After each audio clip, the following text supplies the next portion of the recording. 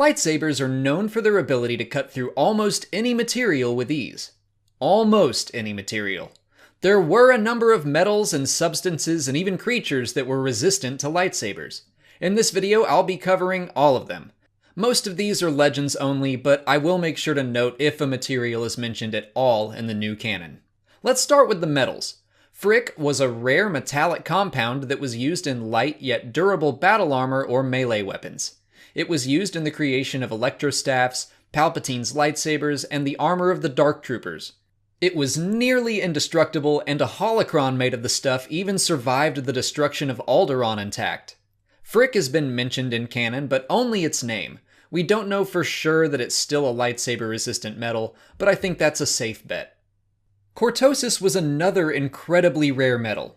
It was different from Frick in that it had conductive properties that could cause lightsabers to temporarily short out upon contact. It was also used in melee weapons and armor. The Imperial Knights of the Fel Empire had Cortosis gauntlets they used for defense. However, they weren't lightsaber-proof. Lightsabers that used crystals mined on Mystere produced unique blades that could cut through Cortosis without problem, and even a regular lightsaber blade could cut through it given enough strikes and time to recover from multiple shortouts. Cortosis is another material that has been mentioned in canon. Its conductive abilities are still present, as shown in the book A New Dawn, but we have yet to see it in action against a lightsaber. Mandalorian iron was yet another rare metal. Its ore was only found on Mandalore and its moon, Concordia. In the Tales of the Jedi comics, the spirit of Freedon Nad commented that it was the only material that could resist a lightsaber. It shows how much he knows. Neuranium was known for being an incredibly dense metal. Its main purpose was to shield from radiation, but it was also able to resist lightsaber energy for a small amount of time. Longer than most metals anyway. Palpatine used a neuranium-lined statue to hide his lightsaber in Legends, and the surgical center where Darth Vader was rebuilt had thick neuranium walls.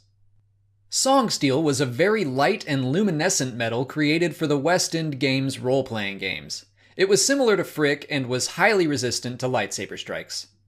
The final metal on this list is ultrachrome, which had unique conductive properties that allowed energy to be dispersed across the entirety of whatever object it made up, rather than a single point.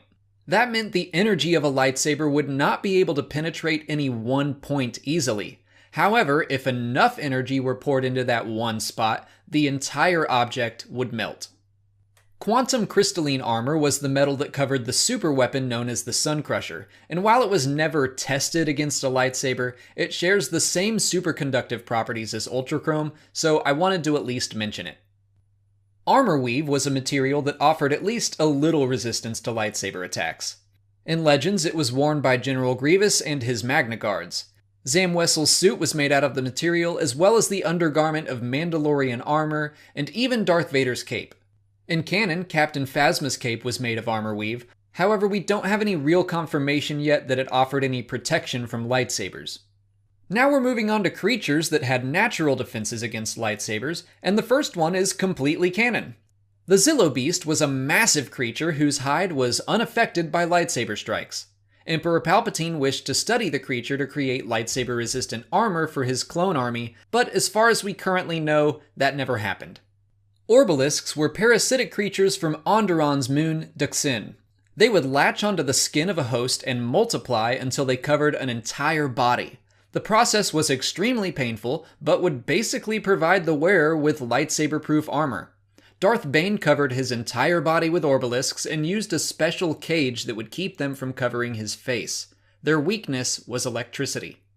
The Von Dune crab was a very similar creature used by the Yuuzhan Vong to create very similar armor. However, it had more weaknesses. Force lightning is still included in that list, but it would also crack under enough pressure, and it was deathly allergic to the Bafor trees of Ithor. Amphistaffs were the primary weapons of the Yuuzhan Vong. They were genetically engineered creatures with skin strong enough to repel a lightsaber blade. They even had the ability to soften and wrap around a lightsaber without fear of any damage. More lightsaber-resistant creatures included the Tikulini and the Lava Dragon. Some non-lightsaber-resistant objects could be imbued with the Force to increase their durability. For example, the staff of Jedi Master Vodo Siosk Bass was made more powerful, and he was able to duel lightsaber-wielding opponents with it. Well, at least for a while. Along those same lines, Sith alchemy could be used to strengthen weapons or armor to the point that they would stop a lightsaber. Ancient weapons known as dark swords were made of unknown materials that could parry a lightsaber. I couldn't find an actual picture of one, and this is a picture of a force saber. And finally, because I know someone will bring it up if I don't at least mention it, let's talk about the Z6 Riot Control Baton. I'm putting it last because the actual material it's made of can't deflect a lightsaber, but the two conductor vanes produced energy that could. But with that, I'll bring this list to a close. If you haven't already, please like this video, subscribe to the channel, follow me on Twitter, Instagram, and Facebook, and consider checking out my Patreon page. As always, thanks for watching, and may the Force be with you.